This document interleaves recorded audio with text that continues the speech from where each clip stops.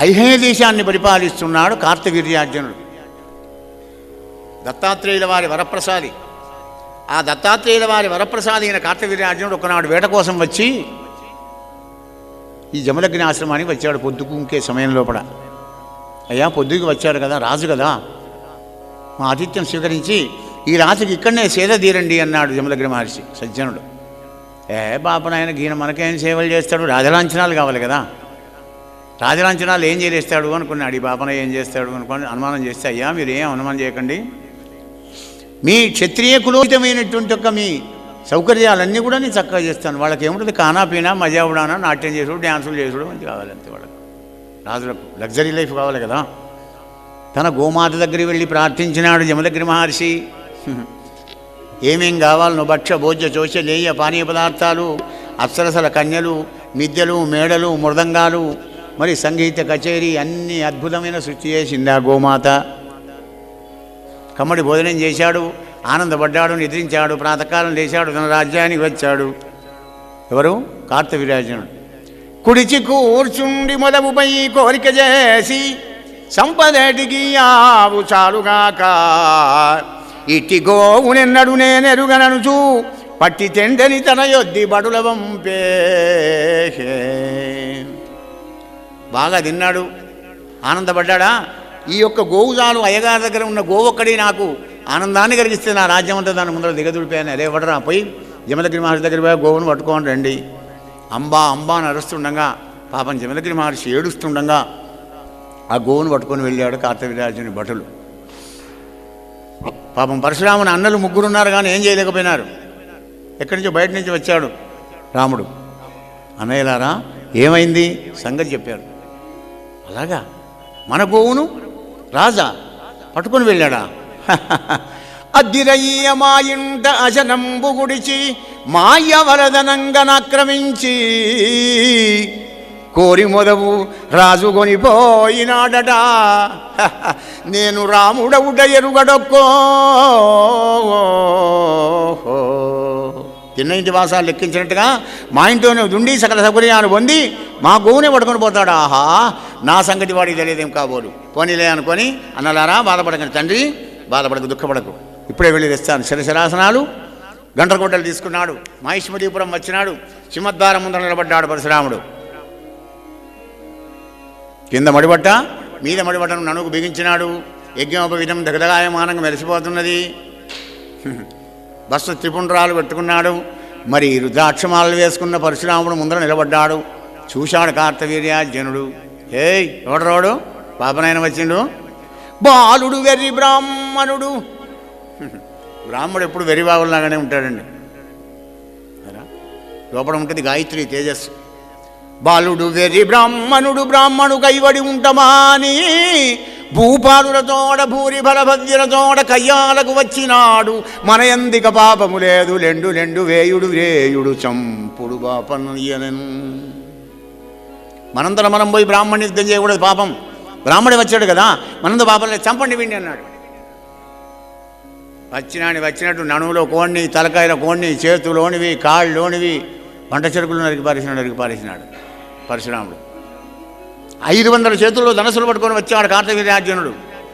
5 బాణాలతోని వాడి చేతిలో ఉన్న ధనస్సులను దూరీకృతం చేసి మళ్ళీ ధనస్సులు తీసుకునే లోపలనే గండ్రగొడ్డలు అందుకొని వాడి తలకాయని చేతులను నరికి పారేసినాడు. చేతికి దొరికిన వాళ్ళందరినీ చంపాడు. కొందరు పారిపోయినారు. గోవును పట్టుకొని ఇంటికి వచ్చాడు. నాన్న ఇగో మన గోమాత. అరే రామా, ఎలా తెచ్చావు కొడుక, ఎలా తెచ్చాడని చంపి పారేసేవాడిని. అవ్వ ఎంత పని చేసావు నాన్న. పట్టపురాజును జంపుట రామా. జమదగ్ని మహర్షి అంటున్నాడు, పట్టపురాజును జంపుట కట్టలు కన్ విప్రు జంపు కంటే పాపము కొడుకా. అట్టి తనకుము నీవీ పట్టున చని తీర్థయాత్ర చేయుము పుత్ర. పట్టబ్రాహ్మణ చంపుడు బ్రహ్మహత్య మార్గం. మారు మాట్లాడకుండా నా ఆజ్ఞంతలో దానికి వెళ్ళిపో. ఎక్కడికి? తీర్థయాత్రలు చేసిరాపో. మనకు అనిపిస్తుంది ఆహే తీర్థయాత్ర అయితే అమ్మ ఏసీ బస్సులో పోవచ్చు, ఏసీ దాంట్లో ట్రైన్లో పోవచ్చు కదా అనుకుంటారేమో. అప్పుడు ఏవి ఏసీలు, డీసీలు, బీసీలు. నడుచుకుంటే పోవాలి, పొద్దు కిందుకుని పడుకోవాలి, ఎవరేది పెడితే అది తినాలి, ఏ నీళ్ళు పడితే ఆ నీళ్ళు తాగాలి, శీతోష్ణాలకు తట్టుకోవాలి. అవి అది పనిష్మెంట్ అన్నమాట, ప్రాయశ్చిత్తం అంటాను దాన్ని.